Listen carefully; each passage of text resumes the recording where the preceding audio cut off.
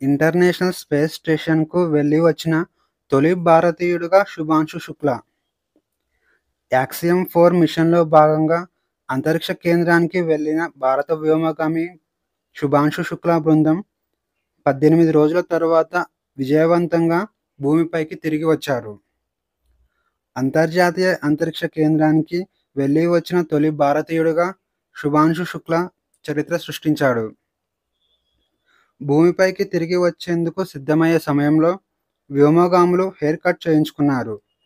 దీంతో అంతరిక్షంలో hair cut చేసుకున్న మొట్టమొదటి భారతీయుడుగా శుభాంశు శుక్లా చరిత్ర సృష్టించారు.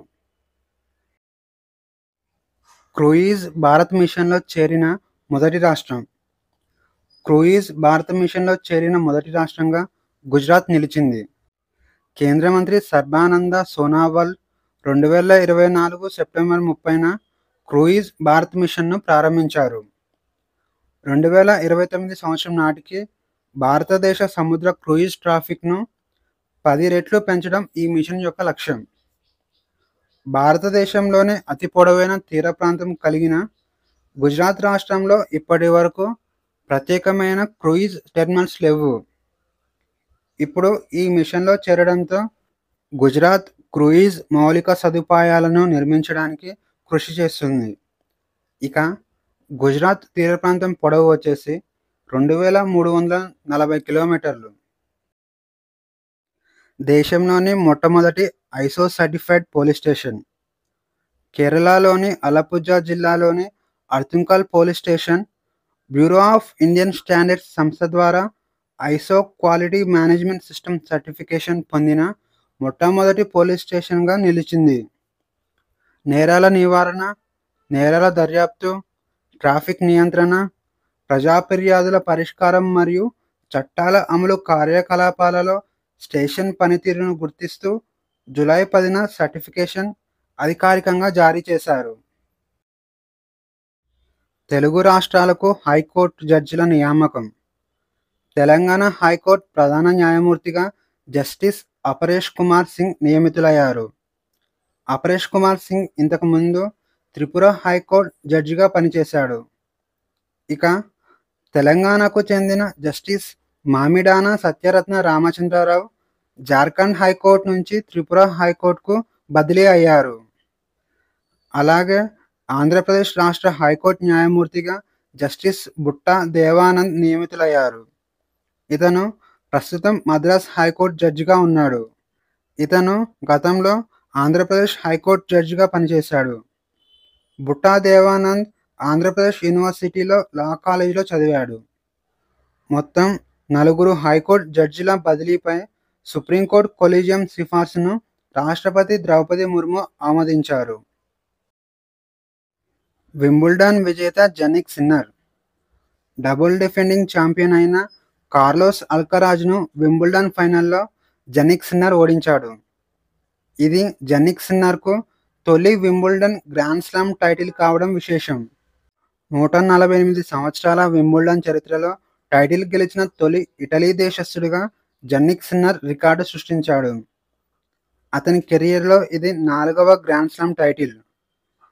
వింబుల్డన్ విజేతగా నిలిచిన జనిక్ సిన్నర్ ప్రైజ్ మనీగా 34 కోట్లు అందుకోనున్నాడు. ఇక రన్నరప్గా నిలిచిన కార్లోస్ అల్కరాజ్ 16.8 కోట్లు ప్రైజ్ మనీగా అందుకోనున్నాడు. ఇక ఈరోజు క్వశ్చన్స్ వచ్చేసి క్రూయిజ్ భారత్ మిషన్‌లో చేరిన మొదటి రాష్ట్రం ఏది? A. Madhya Pradesh, B. Maharashtra, C. Himachal Pradesh, D. Gujarat.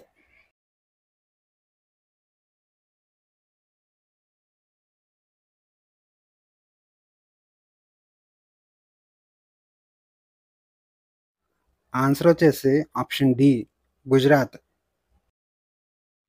BITS Pilani తొలి ఆర్టిఫిషియల్ ఇంటెలిజెన్స్ క్యాంపస్‌ను ఏ రాష్ట్రంలో ఏర్పాటు చేశారు?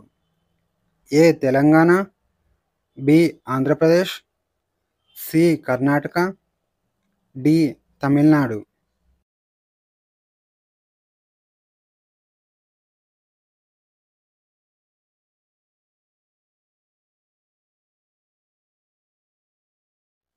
ఆన్సర్ వచ్చేసి ఆప్షన్ బి ఆంధ్రప్రదేశ్. దేశంలోనే రెండవ అతిపెద్ద కేబుల్ బ్రిడ్జ్‌ను ఏ రాష్ట్రంలో ప్రారంభించారు? A Maharashtra, B Odisha, C Karnataka, D Rajasthan.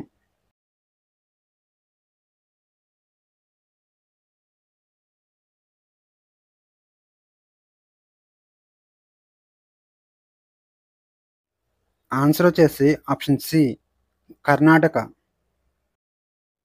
ఉత్తరప్రదేశ్‌లో 75వ ప్రధానమంత్రి దివ్యాశ కేంద్రాన్ని ఎక్కడ ప్రారంభించారు?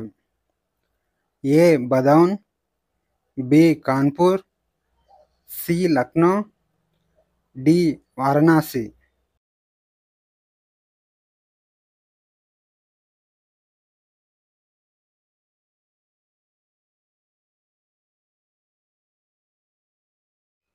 ఆన్సర్ వచ్చేసి ఆప్షన్ ఏ బదౌన్. మహాదయి వన్యప్రాణుల అభయారణ్యం ఏ రాష్ట్రంలో ఉంది? A Maharashtra, B Madhya Pradesh, C Goa, D Punjab.